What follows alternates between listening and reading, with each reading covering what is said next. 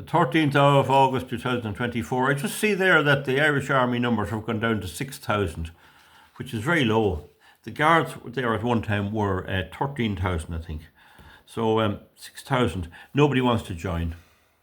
And that's not good for the country. But the reality is, with woke governments, that our neighbours and people insist on voting for Fine Gael, the wokest, leftist, most communist party in the world. More communist than the American Democratic Party.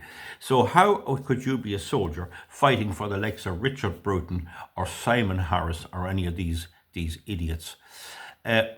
Also, Fine Gael, of course, too. Sorry, Fianna Fáil. Fianna Fáil, they're woke as well. Maybe not as badly woke, but capable of being led anywhere, do whatever they're told. And Sinn Féin traitors, they turned against their people, and they're woke as well. Hajibs and all types of things, and bringing out laws to make it an offence to cover your face. And I saw a woman in the town the other day, and just a wee slit here. She was one of them Arab ones in a black outfit, and that'll be all right. So two-tier policing. In England, the police are walloping the native people if there's any protest, and the Muslims can come and do what they like, go into pubs and attack people in the pubs that don't agree with them drinking, and the police stand idly by. If you join the Irish Army long ago, you might get to the Lebanon, you might get doing some good. They were in the Cyprus, they were in a few places, and they've done the best they could. And they were in the Congo years ago too, and I think there was one or two injured or something. There was a war over there anyway. But all that noble tradition, the army was never for me. As a civilian, I hated the idea of some officer telling me what to do. On the other hand, I love drill. I was in the FCA, and you'd be marching up and down, and that can be quite good. I think drill is good for people. But for the moment, unless the Irish people stop voting for Fine Gael, Fianna Fáil, Labour, the Greens, and Sinn Féin, you can't join the army because you don't know what they'll do. They could send you in to a place like Gaza and tell you to shoot the people there.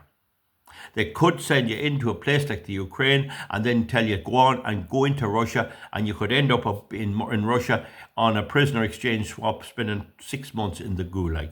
The Russians have done nothing on you, and they've done nothing on me, and we don't really need an army at all. I don't think there's any danger of the British government coming in to raid us here again. I don't think that's going to happen, and I think if it comes to the point of fighting, we will all be found to come up to the plate. There is a solution for the government, is some type of a semi-army where people could be part of a home defence, and also the allowance for people to have certificates for certain types of guns. There are a lot of guns you're not allowed to have. They're strictly banned by the likes of a Vanda Banshee and our face on her like a saucepan, and this type of thing. We need to have that a bit of a look at the firearms regulations, because in the Ukraine, the first thing they looked for was people competent to use firearms, and they got them to help. Then they tried to get the people competent in the use of firearms, and they tried to have a type of a home defence. The same in England long ago, it was a home guard that done it. So I'm all for defending our country and responsible use of arms and all of that.